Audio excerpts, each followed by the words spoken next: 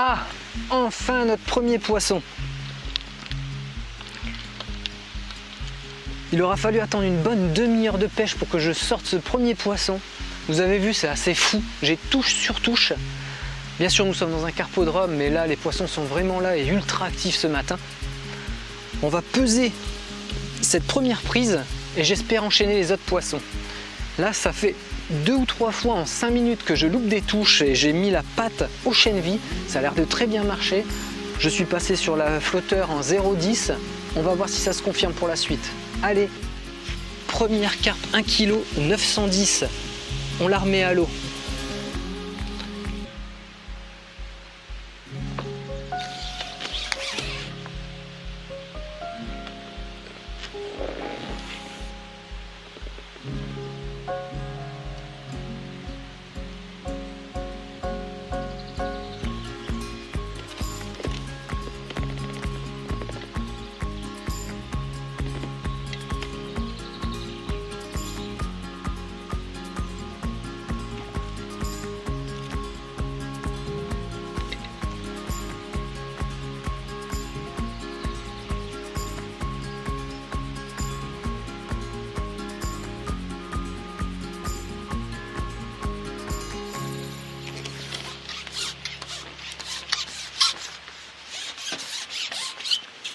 Vous voyez, nouvelle carpe, j'espère la deuxième qui sera dans l'épuisette.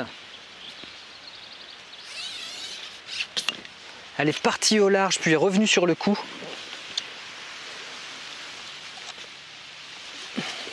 Poisson un petit peu plus petit.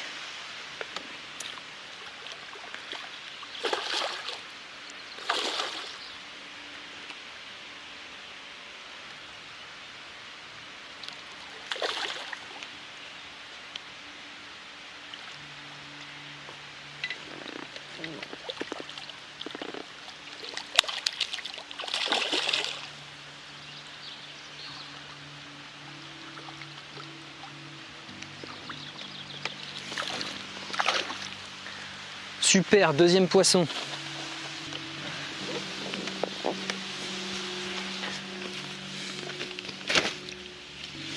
1 kg 560 ». On remet à l'eau.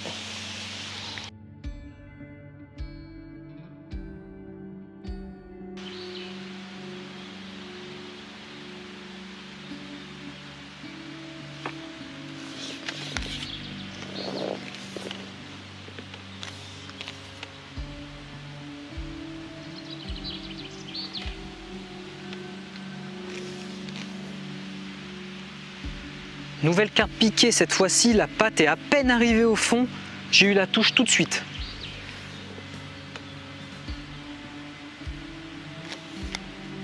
Le poisson a rapidement fait demi-tour. Par contre, on sent qu'il est bien dans le combat là.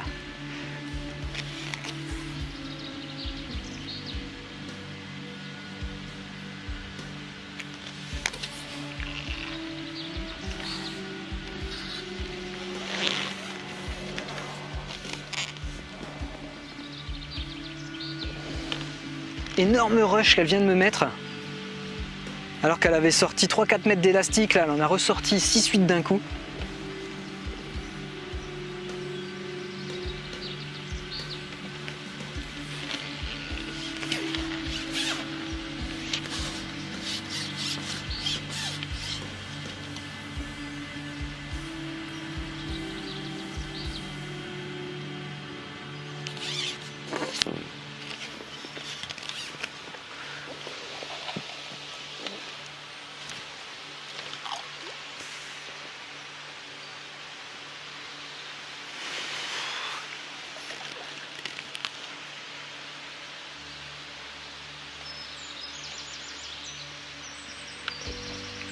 Elle essaie d'aller chercher la bordure opposée pour aller se mettre sous les arbres. Bon, il n'y a pas beaucoup d'arbres, c'est plus des ronces et des herbes en surface qui tombent sur l'eau. Donc normalement ça va.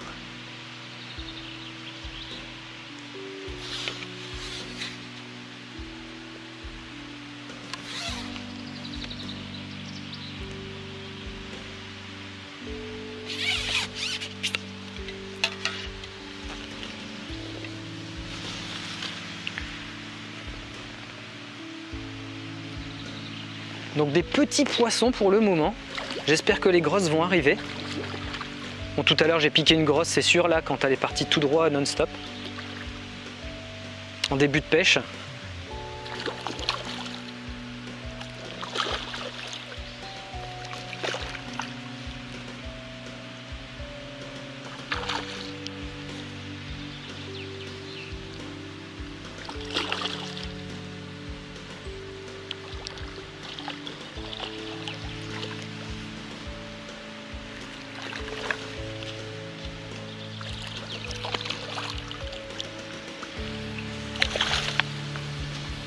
Et voilà, troisième poisson, super. 1,680 kg. Mais où sont les communes, pardon. Troisième miroir.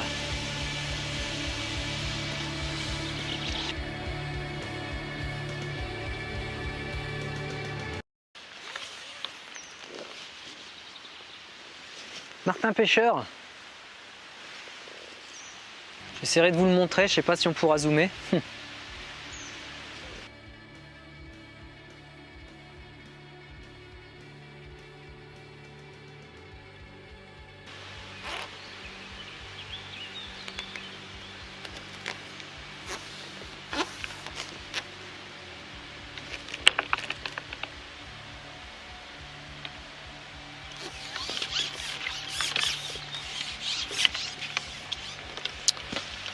Bon bah sur cette touche, j'ai une carpe qui a pris tout de suite ma patte à la descente. Elle est partie et j'ai décroché.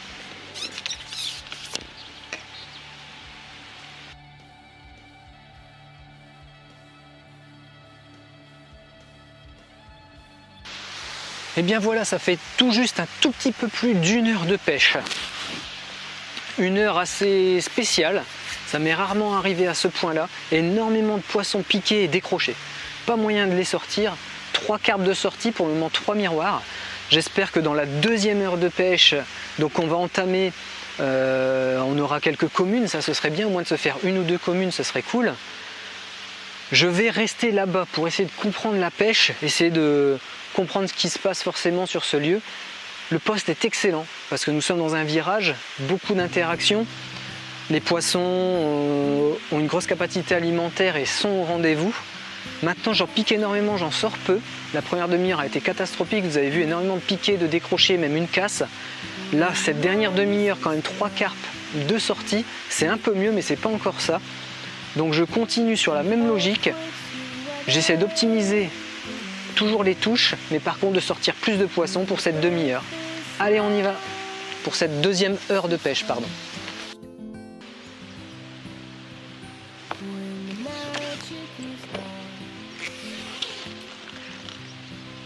Donc le poisson pour le moment a peu bougé, vous avez vu. Et par contre là c'est parti. Gros rush. Elle ne s'arrête pas, elle ne s'arrête pas. Oh, doucement.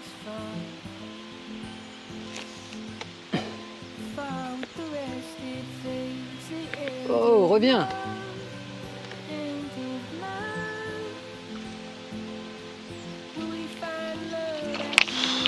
Bon.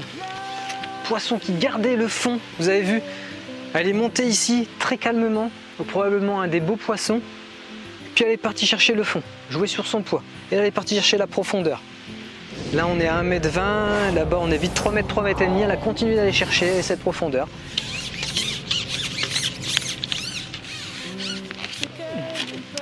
Et j'ai cassé la ligne.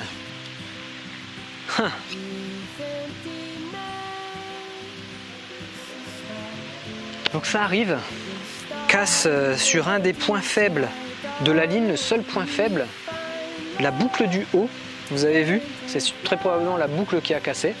C'est pour ça qu'il existe d'autres systèmes également où on annule complètement les points faibles, aussi bien avec l'hameçon sans ardillon, le nœud sans nœud, puis un tout petit plomb pour l'olivette, ou une olivette, ça peut être également un fixe flotteur qui sert à bloquer cette olivette.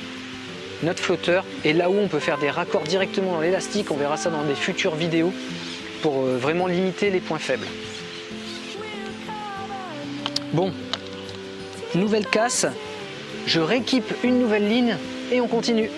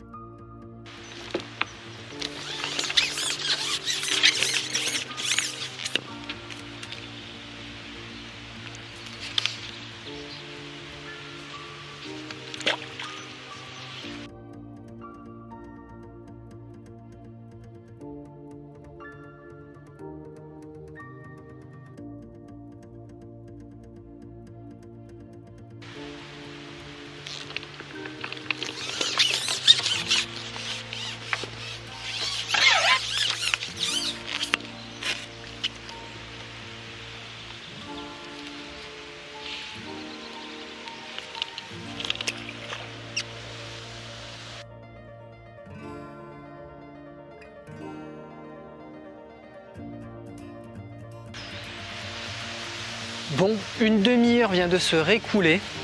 Il reste une demi-heure de pêche, ça fait déjà 1h30.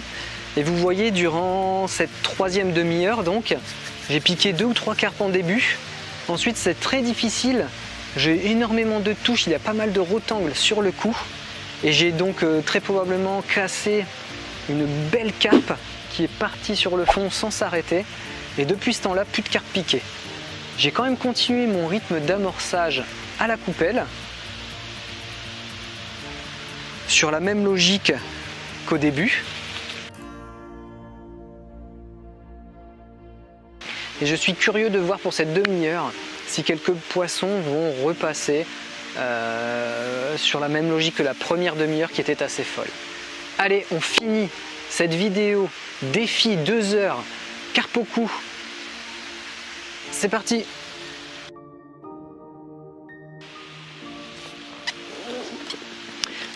Pour cette dernière demi-heure, je viens de récher une pâte, la pâte au chènevis, et je vous montre ce que ça donne une fois mis sur l'hameçon.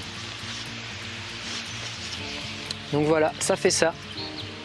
J'enroule la pâte autour de l'hameçon, autour de la hampe, et je laisse évidemment dépasser l'hameçon. Allez, on y va!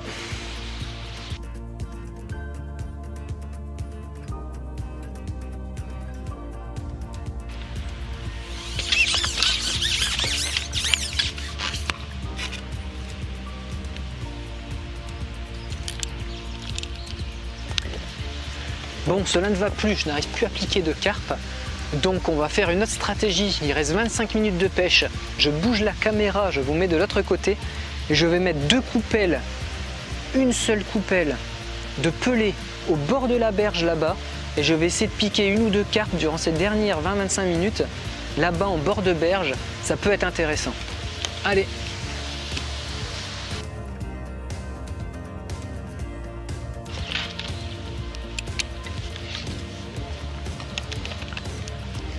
Je repère le fond que j'ai sur l'autre kit que j'avais pris en m'installant.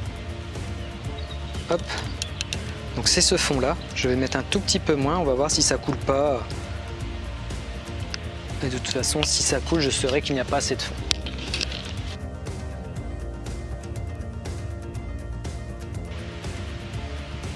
Ah. Voilà. Vous avez vu rapidement, une carpe est passée, on l'a piquée, elle est venue tout de suite sur l'amorce. Alors pourquoi depuis une demi-heure je n'arrivais plus à en piquer à 10-11 mètres, je ne sais pas. Peut-être très grosse concentration de gardons ou elles ont trop travaillé dans la vase depuis 1 heure et il faut attendre un petit moment. En tout cas là ça a été très vite, vous avez vu, on a posé la coupelle il y a à peine 5 minutes et on pique cette carpe. J'espère que je vais la sortir. En tout cas, je vais m'appliquer.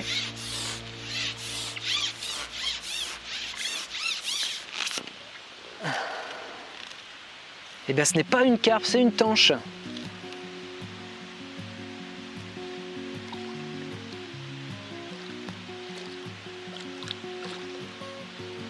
J'ai eu cette impression pour le moment. Je n'ai pas bien vu forcément.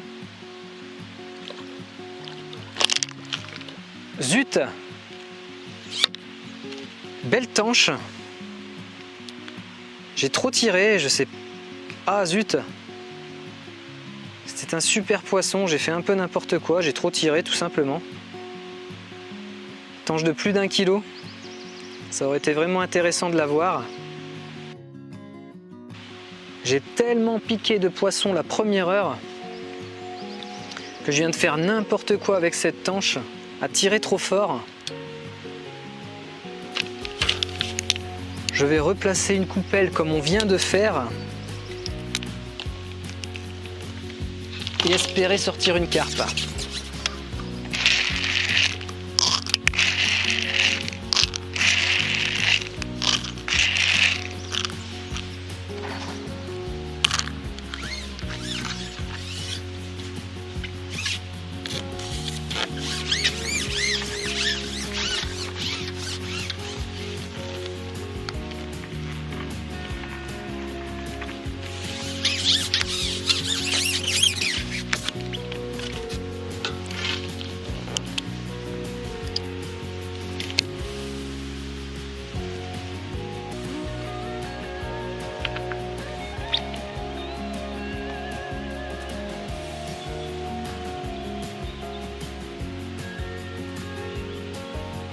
Il n'a pas fallu longtemps attendre pour cette nouvelle touche.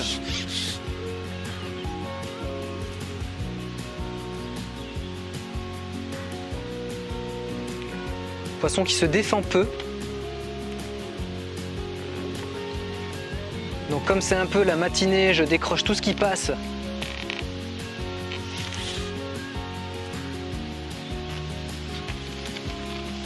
On va essayer de fatiguer tranquillement ce poisson et le mettre dans l'épuisette.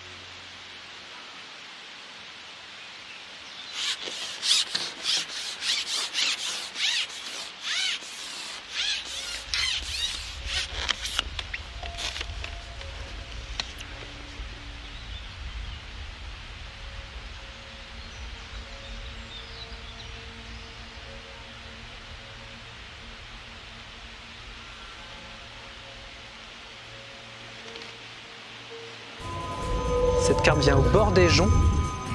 Elle veut aller dedans, en dessous. Hop.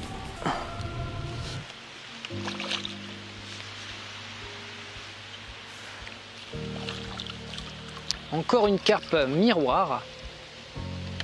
Et voilà, parfait. Elle est dans l'épuisette. Quand même un quatrième poisson. 1,450 kg. Pour cette carpe, on la remet à l'eau. Donc j'utilise le tapis de réception, je pose et ça tombe directement dans l'eau. Ça c'est parfait.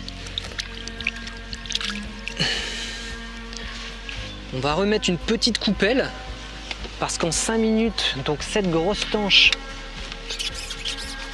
que j'ai décrochée et donc la carpe, on refait la même logique. Un quart de coupelle plus quelques pelets un peu plus gros. Comme ça vient de nous déclencher 2 touches instantanément, j'espère que ça va avoir le même effet pour ce dernier quart d'heure de pêche.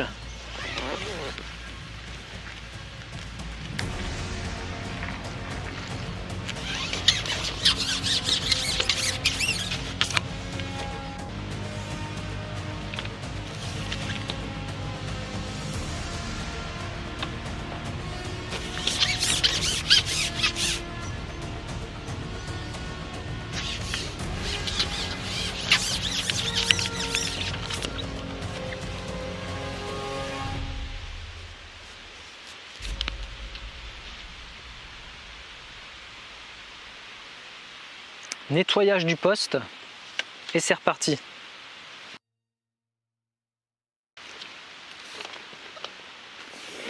Une carpe qui a pris tout de suite à la descente.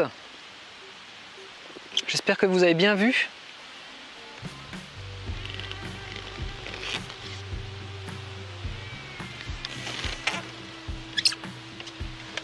Bah dis donc, celle-là est très nerveuse.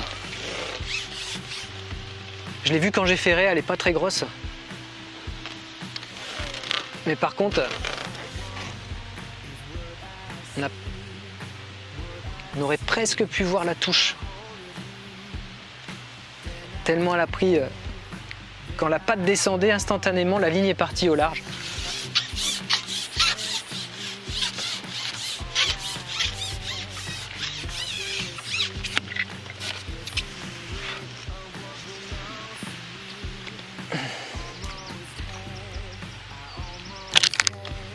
Bon, décidément, c'est la pêche, hein. C'est la pêche qui veut ça. Je regarde le temps de pêche.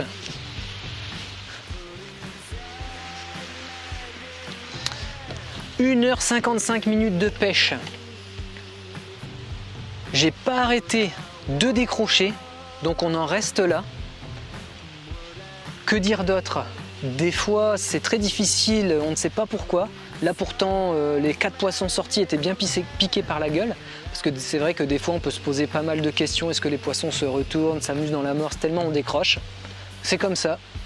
Je me rappelle une fois où j'ai fait une pêche hallucinante, j'ai piqué 25-27 poissons sur une soirée en 2 ou 3 heures et j'en ai sorti une. Je devenais fou, ça m'a tellement énervé. Le lendemain matin, j'y suis retourné, j'en ai piqué 12 sur la matinée et j'en sors 11 avec les mêmes élastiques, les mêmes lignes, le même principe, donc il n'y a pas vraiment de règle.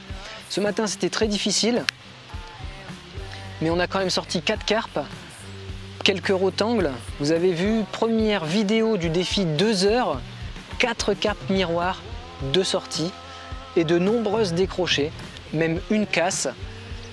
Peut-être qu'il fallait favoriser la stratégie de pêche en bordure de berge, comme on vient de le voir dans ces dernières 20 minutes, mais on a pêché un quart d'heure et on a donc piqué une belle tanche, une loupée, 2 carpes en très peu de temps, donc il fallait peut-être adapter ça.